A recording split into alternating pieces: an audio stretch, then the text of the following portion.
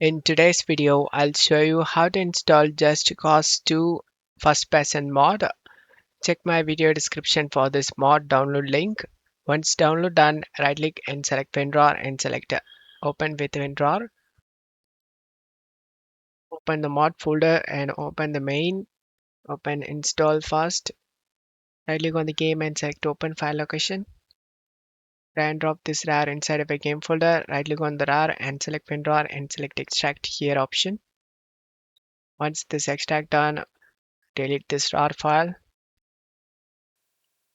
Open the 2A vehicle's camera always outside glass and open Superman version. Open clear version. Open this RAR. Drag of these two folder inside of a game folder. Replace the file in the destination. And now you can launch the game. Now you can enjoy the game in first person view.